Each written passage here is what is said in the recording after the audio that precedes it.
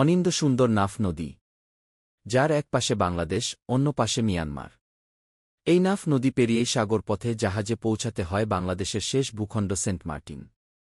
টেকনাফের জেটিঘাট থেকে জাহাজ চলতে শুরু করলেই ঝাঁক বেঁধে ছুটে আসে ধূসর বা সাদা রঙের গাংচিল। পর্যটকদের অভ্যর্থনা জানাতেই যেন তাদের যত আয়োজন। নীল আকাশে উড়ে বেড়ানো সাদা গাংচিলের দল চারপাশকে করে তোলে আরও মোহনীয়। পর্যটকদের অভ্যর্থনা জানিয়েই থেমে যায় না পাখিগুলো। সেন্ট মার্টিন ভ্রমণে 2.5 থেকে 3 ঘণ্টার যাত্রাপথে পর্যটকদের সঙ্গ দিতে জাহাজের সঙ্গে তাল মিলিয়ে ডানা মেলে উড়তে থাকে। উড়তে উড়তে ক্লান্ত হয়ে বসে পড়ে পানিতেই, একটু জিরিয়েই ফের সঙ্গ দিতে থাকে অতিথিদের। পাখির এমন বন্ধুসুলভ আচরণে মুগ্ধ পর্যটকরা।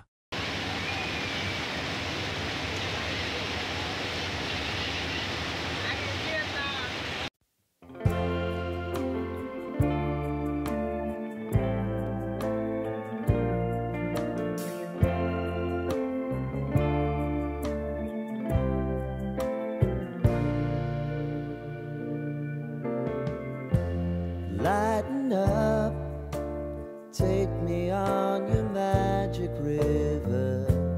Tell me all your dreams align. Sign me up and tell me about the people that you know who are trying to feel alive.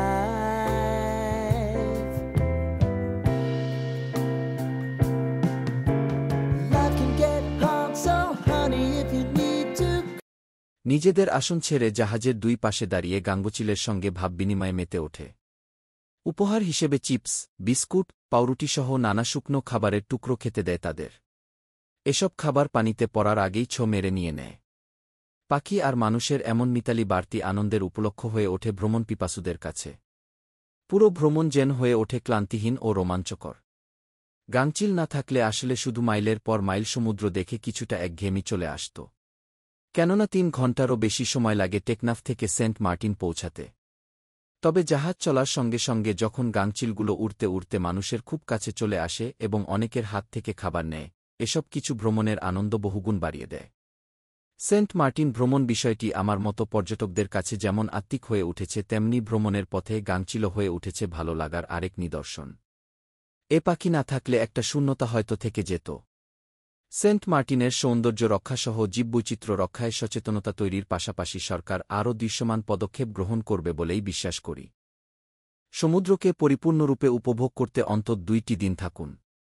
ছোট্ট এই দ্বীপটি আপনাকে ভরিয়ে রাখবে মজার সব অভিজ্ঞতায়। এখানে সবচেয়ে মজার বিষয় হল, জায়গাটি যেহেতু মূল ভূখণ্ড থেকে আলাদা আর কম পর্যটকেরাই রাত্রিযাপন করেন এখানে, তাই বেশিরভাগ সময়ই আপনি উপভোগ করতে পারবেন একান্ত নীরবতা।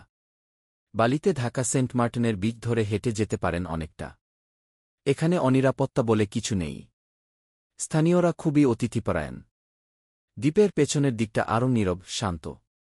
এখানে কোনো একটা বেঞ্চিতে বসে সমুদ্রের দিকে তাকিয়ে কাটিয়ে দেওয়া যায় এক জীবন। জোয়ারের সময় কিছুটা উত্তাল হয় সমুদ্রের ঢেউ, তবে বেশিরভাগ সময়ই থাকে শান্ত। সেই শান্তি ছুঁয়ে যায় মানুষের মন, প্রশান্ত করে আত্মাকে।